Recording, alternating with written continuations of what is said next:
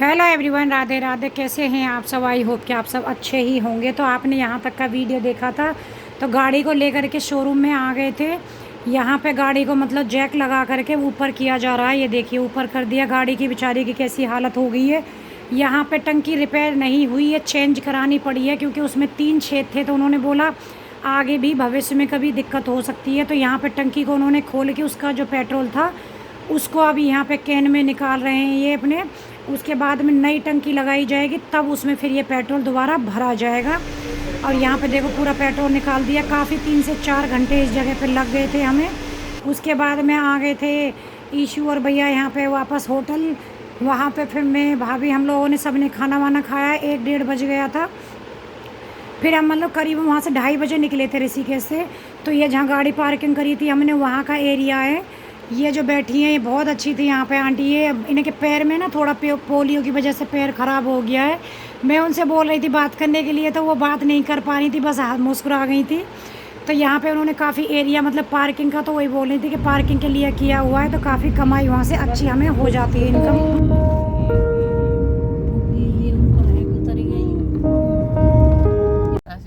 लेकिन हम पहुँचे कौन से शहर में है अभी? मंसूरपुर का मुजफ्फरनगर जिले में होगा। देखो यहाँ पे एक हड्डी का डॉक्टर है यार। तुम ये कह रही थी मेरी हड्डी उतर गई है। कब उतर गई? हड्डी दिखा यार, वो गाड़ी है। हड्डी है, दिखा ले। ना मम्मी कह रही है आज मम्मी को बिल्कुल ठीक कर रही। फिर वो एक्सरे लिख देगा, फिर एक्सरे कराते डोलियो। देखो सही एक्सरे कराते नहीं, फिर वैसे 2-4 दिन पीछे बुलाएगा। फिर एक दिन हरिद्वार तक आएंगे, फिर दोबारा आए, फिर हम नीलकंठ जाके रहेंगे। ठंड लग रही है किसी को? हमें तो ना लग रही होगी। तुझे ही ठंड लग रही है। सारे ऊपर का रखे मैंने। हां, देख कुल्फी जमेगी आज। ये तो पीछे बैठ जा तो यहाँ बीच में से इसे ठंड लगने लगती है। और आगे बैठे मुझे कोने पे जगह ही है नहीं, जब पीछे बैठा है पैर पे तो हवा लगी है, फिर बीच में से तो मैं बैठे, मुझे तो ना लग रही। तो आप उसके ऊपर टांग गई। ये कौन सा शुगर मिल है? मंसूरपुर। ये शुगर मिल ही होगी ना, कुछ और दे सकते हैं। ना शुगर मिल है ये तो। शुगर मिल यार जगह मुजफ्फरनगर में भी है, मंसूरपुर में भी है। शुगर मिल चीनी बनाता है मम्मी। और मेरठ में था मल्याण में। गन्ना होता है ना ज्यादा। गन्ना सिखाने का हाँ। फिर जो मेरठ में था मल्याण में, पुर में है, फिर मोदी नगर में है। इस पूरी बेल्ट में शुगर मिल, वही तो शुगर मतलब चीनी। देखिए टूर में एंजॉय तो बहुत किया, लेकिन एंड वाले दिन परेशानी भी बहुत उठानी पड़ी थी। लेकिन फिर लास्ट में यही हुआ कि टंकी चेंज हो गई थी, तो फिर आराम से आ गए थे गाजियाबाद वापस। कोई दिक्कत नहीं हुई। लेकिन मुझे ये समझ में नहीं आ रहा कि आप लोग सपोर्ट नहीं कर पा रहे हो। मतलब घर की वीडियो जब मैं डालती हूँ तो हमेशा यही बोलते हो कि झाड़ू पोछा दीदी यही दिखाती हूँ, थोड़ा सा हट के दिखाओ। अब मैंने थोड़ा सा हट के दिखाया, तो शायद आप लोगों को वीडियो पसंद नहीं आ रहा, समझ में नहीं आ रहा। देखिए इस तरीके से वीडियो का मतलब पूरा एवरेज है वो गिर गया है। अगर ऐसे ही रहेगा तो फिर वीडियो डालने का, शूट करने का मन नहीं हो पाता। मन भी तभी होता है जब अच्छा एवरेज और हमारी वीडियो चलती है। और यहाँ पे साइड से आर्मी का ट्रक जा रहा था, तो मैंने उसका भी वीडियो बनाया। मुझे आर्मी वाले फ़ौजियों को देख कर के मतलब एक अच्छी सी फीलिंग्स आती है। मतलब एक होता है ना, बहुत अच्छा लगता है। मतलब उन्हें देख कर के ये लगता है कि हमारे देश की सेवा कर रहे हैं ये लोग, और हम यहाँ आराम से बैठे हैं। तो ईशू बोल रही थी कि मम्मी वो अंकल देख रहे हैं। मैंने कि कोई बात नहीं, वो भी हंस रहे थे कि मतलब हमारी वीडियो बन रही है। तो मैंने उनकी वीडियो बनाई। और यहाँ पे ट्रैफिक बहुत ज़्यादा था, इस टाइम पे जाम लगा हुआ था। तो हमारी गाड़ी भी खड़ी थी यहाँ पे। धीरे धीरे निकल रहे थे। मतलब रुड़की की जगह है, क्योंकि रुड़की में काफ़ी बड़ा आर्मी कैंट है। और यहाँ पहुँच गए थे हम। शाम का टाइम हो गया था, 7-7 बजे के आसपास। तो फिर हमने यहाँ पे गाड़ी रोकी, कुछ टाइम थोड़ा रिलैक्स भी करा और चाय वगैरह लिए यहाँ पे। और ये है अलखनंदा रेस्टोरेंट है, जो मुजफ्फरनगर रोड पर ही पड़ता है। जब हम वहाँ जाते हैं ना, हरिद्वार देहरादून कोई भी मतलब इस वाले रूट पे ही पड़ता है, ऑन रोड ही है। अलखनंदा रेस्टोरेंट है, काफ़ी अच्छा है। तो हमने यहाँ पे चाय वगैरह ली थी।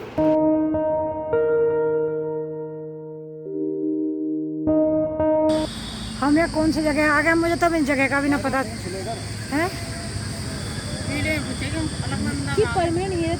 अलखनंदा रेस्टोरेंट ये मुजफ्फरनगर रोड पे। हाँ, हरिद्वार मुजफ्फरनगर रोड पे। हरिद्वार मुजफ्फरनगर रोड कह दो ना। हरिद्वार रोड भी है, मुजफ्फरनगर भी है, क्योंकि आगे मुजफ्फरनगर है की साइड में है। और ऊपर से देवराना के पास में ही है। देवराना के में जिसमें शूटिंग हुई है, उत्तर कुमार की पिक्चर की शूटिंग हुई है उसमें देवराना में। और वैसे भी इस रेस्टोरेंट में 2 बार कौन आ चुका है? सुरेश रैना 2 बार इसमें। तो आज हम उसी में चाय पकौड़ी खाने वाले हैं। और साइड में अंधेरा अंधेरा होने लगा है, सब टाइम हो रहा है 7 बज रहे, 7 सवा 7 हो गए।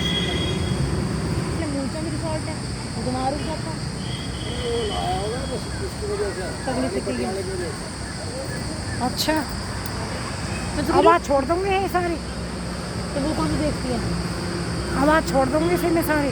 तो वो कौन सी देखती है? देखे रानी पटियाला का तो कहीं जा रहा वो सीधे कौन से कर रही है? तो इनका इस्तेमाल करनी नहीं आई कभी। मम्मी तो भाई इधर से उधर ही झाँकती हुई है। मम्मी देख रही है।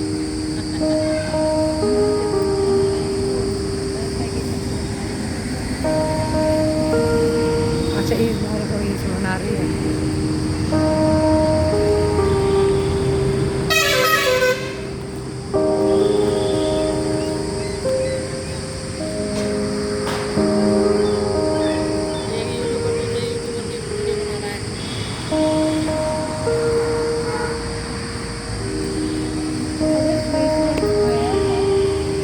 स्मार्ट टैक्टिक क्या होती है? उसके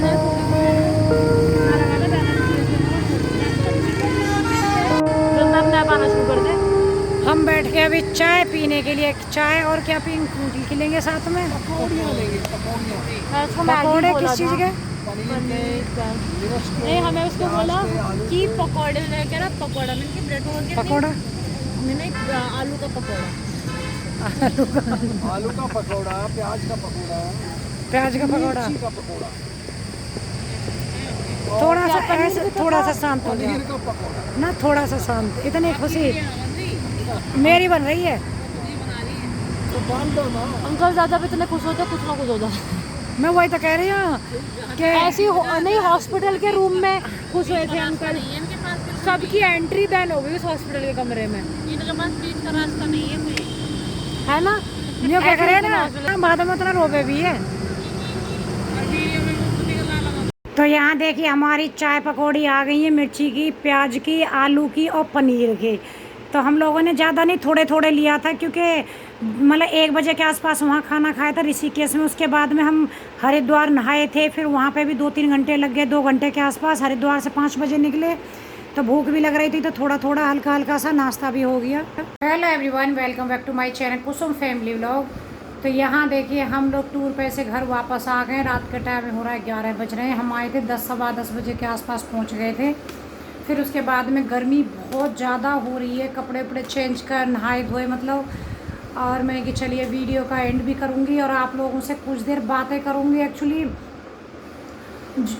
क्या हुआ था, कैसे हुआ, वीडियो जब चलती रहती है तो उसमें हम उतने अच्छे से नहीं बता पाते, नहीं समझा पाते। तो आज अभी मैं आपको बता देती हूँ और समझाती हूँ कि मतलब क्या सिचुएशन थी। आपने देखा हम लोग जहाँ रुके थे वहाँ से बहुत अच्छे से हम लोग गए थे। और मैं और ईशू हम 3 बार मतलब अब के ट्रिप के साथ हम 3 बार ऋषिकेश जा चुके हैं। और 1 बार भी हम लोग दर्शन करने के लिए नीलकंठ नहीं जा पाए। और जो कि घर से प्रोग्राम जो रहता है हमारा, तो वहाँ तक का भी रहता है कि हरिद्वार, ऋषिकेश और फिर नीलकंठ, उसके बाद वापस घर आ जाएंगे। तो मतलब यही था कि नीलकंठ भी जाएंगे। हम लोगों भी नहीं दर्शन कर पाए थे और मम्मी भी नहीं कभी भी गई थी। मम्मी तो ऋषिकेश हरिद्वार भी पहली बार ही गई थी। तो मम्मी को भी दिखा लाएंगे क्योंकि वही हो जाता है ना, आप लोगों को पता ही, मम्मी उतनी जल्दी से आ नहीं पाती कैमरा। और सबसे ज़्यादा गर्मी इतनी हो रही है ना, इतना दिमाग ख़राब हो रहा है कि बहुत ज़्यादा मतलब गर्मी का तो उस वाला हो गया है कि एक लिमिट से कहते हैं ना क्रॉस जो हो जाती है, ऐसा लग रहा है कि ऐसे हो गया है। ईशू और मम्मी दोनों सो गई हैं, उधर एसी चला दिया है। कूलर में तो बिल्कुल भी राहत अब है नहीं है, लगता ही नहीं है कि कूलर चल भी रहा है। तो देखिए जब हम गए थे ना, जो हमें नीलकंठ वाला रास्ता था जहाँ पे हम रुके थे, उससे मेरे ख्याल से 10 क्योंकि नीलकंठ वहाँ से ही सिर्फ 20 किलोमीटर था, बहुत ज़्यादा नहीं था, 20 या 22 किलोमीटर मतलब दिखा रहा था जहाँ से हम रुके हुए थे। तो उस जगह से यही था कि पहले तो कि वहाँ पे बुलेरो चलती हैं, या तो पर्सनली कर लीजिए अपनी बुलेरो, या फिर मतलब जो किराए पे जैसे जाते हैं ना ऐसे कर लीजिए। तो मैं तो यही था कि बोलेरो कर लेते हैं फिर, लेकिन उसमें ये पता चली कि पर्सनल हो नहीं पा रही है, और जो लेके जा रही सवारी वो 14 से 15 लोगों को एक साथ में, आप लोगों को पता ही है। तो भैया कहने लगे कोई प्रॉब्लम नहीं है, 20-22 किलोमीटर है गाड़ी आराम से, क्योंकि ये भैया कई बार जा चुके हैं नीलकंठ, ये लोग चले गए हैं, कह रहे कोई प्रॉब्लम नहीं है। तो हम लोग गए थे तो बीच में एक जगह रास्ता मतलब कट था नीलकंठ का, तो वहाँ पे पुलिस चेक पोस्ट था, बहुत सारी भीड़ लग रही थी। तो उसी मिस्टेक में वो हमसे रास्ता जहाँ हमें कटना था वो ना हो के हम आगे चले गए थे। आपने देखा जहाँ पे हमने रेस्टोरेंट में मतलब वहाँ चाय पिए, वहाँ तक मतलब उससे पहले ही ईशू ने बोला था कि एक रास्ता पहले, अब वहाँ से दिखाया था उन्होंने 15 किलोमीटर। तो यही था कि हम लोग 8-10 किलोमीटर तो आ ही चुके हैं, अभी तो 15 और वहीं से टोटल 20 दिखा रहा है। इसने मैप डाला तो पता चली कि वो रास्ता पीछे निकल गया, जिस पे हम आए ये भी रास्ता आगे से घूम के आ जाएगा, थोड़ा सा लंबा पड़ेगा लेकिन आ जाएगा, कोई दिक्कत नहीं है। लेकिन चाय वगैरह पी करके फिर भैया कहने लगे कि नहीं पीछे वाला रास्ता पास ही पड़ जाएगा, 6-7 किलोमीटर आगे हमारा 12 से 13 किलोमीटर पड़ रहा था कि इससे ही चले जाते हैं हम। वापस आने के टाइम पे हम जहाँ चाय पी थी वहाँ से 3 या 4 किलोमीटर ही हम लोग आए थे, वहाँ से आए थे ऋषिकेश, ऐसा था 12 या 13 किलोमीटर के आसपास आ करके। भाई इतना ही बड़ा पत्थर रहा होगा, ज़्यादा बड़ा कोई पत्थर नहीं था। ऐसा रोड पे बहुत सारे पत्थर पड़े रहते हैं, आप लोगों को पता है रोड पे जब गाड़ी चलती है कितनी जगह ऐसा होता है, रोड टूटा हुआ भी रहता है। रोड बहुत अच्छा था, बिल्कुल कोई रोड टूटा नहीं था, कुछ नहीं था, पहाड़ी एरिया था, थोड़ी सी घाटी थी, घाटी वहाँ पे हरे ऋषिकेश के बाद में मतलब थोड़ा थोड़ा तो हरिद्वार के बाद शुरू हो जाती है, लेकिन ऋषिकेश के बाद घाटी ज़्यादा शुरू हो जाती है कि नीलकंठ पहाड़ी के ऊपर हमें जाना होता है। तो कोई प्रॉब्लम नहीं थी, रोड भी अच्छी खासी चौड़ी थी, कुछ नहीं। जब सामने से गाड़ी आ रही थी तो दोनों गाड़ियों को मतलब बीच में से ये हटाने के लिए जैसे साइड में गाड़ी ली तो बस छोटा सा पत्थर था, वो कैसे गाड़ी के जैसे पहिए से नहीं टकरा के या अंदर कैसे समझ में नहीं आई, वो एकदम से टंकी में लगा। और पत्थर था वहाँ के जो पहाड़ के पत्थर रहते हैं काफ़ी नुकीले टाइप के, जैसे हमारे इधर तो पत्थर ज़्यादा मिलेंगे नहीं, ईंटें वगैरह मिलेंगी। ईंट क्या होती है ऐसे किसी चीज़ में लगने के बाद टूट जाती है, पत्थर नहीं टूटता। तो नुकीला पत्थर था, छोटे छोटे से ही जैसे 4-5 पत्थर पड़े हुए थे। तो एक पत्थर गाड़ी की टंकी में नीचे से लगा और बहुत तेज़ में आवाज़ भी हुई थी, लेकिन यही था कि लगा है। मैंने एकदम से मैंने कि कई बार ऐसा हो, क्योंकि मैंने बहुत न्यूज़ पढ़ी कि पहाड़ी क्षेत्र में अगर जा रहे हैं कहीं जा रहे हैं तो बहुत सारी चीज़ों को लेके जाएं, हमारे साथ ऐसा हुआ है। वो सब ने मतलब अपनी जैसे मैं शेयर कर रही हूँ ऐसे ही सब ने अपनी जो जर्नी थी शेयर की थी। तो मैंने वही बोला एकदम से, मैंने कि इस तरीके से ना कई बार टंकी गाड़ी की फूट जाती है, हमें तब तक भी नहीं पता। हम वहाँ से ऐसे कोई आधा किलोमीटर तो ज़्यादा हो जाएगा, उससे भी कम ही मतलब आए थे, तो हल्की हल्की से महक सी आने लगी थी। मैंने शीशे में से जैसे गाड़ी में पीछे पलट के देखा तो एक इतनी मोटी लाइन बनी हुई है पेट्रोल की गाड़ी के पीछे। मैंने की गाड़ी की टंकी फूट गई। तो वहाँ पे उससे पहले जब हमने चाय पी या तो वहाँ पे बस छोटा मोटे से वो मतलब 8-10 दुकानें टाइप की थी। उसके बाद जब हम वापस आए तो कुछ भी नहीं था, एकदम खाली था। जहाँ पे पत्थर लगा ना वो भी एकदम खाली था, वहाँ आसपास में कुछ भी नहीं था। लेकिन जैसे ही मैंने बोला भैया ने गाड़ी साइड में ली तो आपने देखा ये वहाँ पे 2 ही स्टॉल थे और वहीं पे साइड में ही सुरंग को अंदर से काट करके ट्रेन के लिए बनाया जा रहा है, मतलब पटरी वगैरह वहाँ पे। उसका न्यूज़ में भी आया है, आपने देखा होगा, अभी भी फेसबुक वगैरह पे काफ़ी वो आ रही है कि उसमें जो काम चल रहा है उन्होंने 15 दिन में 25 किलोमीटर का कुछ ऐसा अंदर टनल बना दिया है कि काफ़ी तेज़ी से काम चल रहा है। तो वहाँ पे वो काम चल रहा था, तो जो डंपर वाले होते हैं वो सब मेंबर वहाँ खड़े हुए थे। जैसे ही हमने गाड़ी साइड में खड़ी करी तो वो लोगों ने भी देखा, कह रहा आपके तो पेट्रोल इतना निकल रहा है, इसके नीचे हाथ लगाना पड़ेगा। तो भैया ने गाड़ी खड़ी करके तुरंत ही गाड़ी के नीचे जा करके एकदम से हाथ लगाए, लेकिन हाथ कब तक लगा के रख सकते हैं। और हम लोग ऐसे हो गए, समझ में ही नहीं आ रहा था कि मतलब क्या किया जाए कैसे, क्योंकि उससे ही पहले हमने टंकी को फुल कराया था कि जब यहाँ से गाजियाबाद से गए तो पेट्रोल था टंकी के अंदर, लेकिन उससे पहले फुल इसलिए कराया कि एक तो पहाड़ी एरिया में ऊपर जा रहे हैं, फिर वहाँ से हमें ऋषिकेश वापस आना था, ऋषिकेश से फिर गाजियाबाद आना था, तो कोई प्रॉब्लम नहीं, तो टंकी फुल करा लेते, तो टंकी भी फुल थी। उसमें फिर भैया ने काफ़ी देर तो लेट के हाथ लगा के रख के उसको रोक के रखा, फिर भी मतलब हाथ लगाने से भी वो बह रहा था हल्का हल्का। लेकिन वहाँ पे जिन्होंने स्टॉल वगैरह थी, ट्रक वाले बेचारे सारे एकदम से आके इकट्ठे हो गए, उन्होंने बहुत हेल्प की सच में। और ज़्यादातर पता चली थी फिर बातों बातों में कोई मेरठ के थे वो लोग, मुरादाबाद के, इसी यूपी के ही थे, मतलब इसी साइड के थे। तो उन्होंने गाड़ी का नंबर देख करके भी अरे आप वहाँ से हो, ऐसे करके कर लिया था। तो उन्होंने फिर वहाँ पे जो स्टॉल वगैरह लगे हुए थे उनसे बर्तन लिया, बर्तन लेने के बाद में नीचे लगा, फिर उन्होंने बहुत सारे जुगाड़ करे, मतलब बहुत टाइम हमें उसमें लगा। उन्होंने समझ में नहीं आ रहा था, पेट्रोल निकले जा रहा। फिर उनके पास कैन थी क्योंकि डंपर वाले थे तो उनको भी एक्सपीरियंस था गाड़ी पहाड़ी में चलाने का। फिर उन्होंने अपनी कैन में पेट्रोल को भरते चले गए थे कि टंकी खाली हो जाएगी तो रिपेयर करने वाले को यहीं बुलाया जाएगा। फिर वहाँ पे जो काम चल रहा था उन्होंने बोला था, अंदर से 1-2 आए थे कि एम सील यहाँ पर इतनी अच्छी है जो हम यहाँ पे काम चल रहा है उसमें लगाते हैं, वो वाली एम सील ला के टंकी में लगा दीजिए जिससे कि आप शहर पहुँच सकते हो। तो उसमें आधी टंकी खाली हो गई थी, आधी बचा था पेट्रोल। फिर उन्होंने एम सील लगाई, एम सील लगा के उसको 2 से 2.5 घंटा उसमें सूखने में लगा। हम तकरीबन 4 घंटे वहाँ पर रहे थे।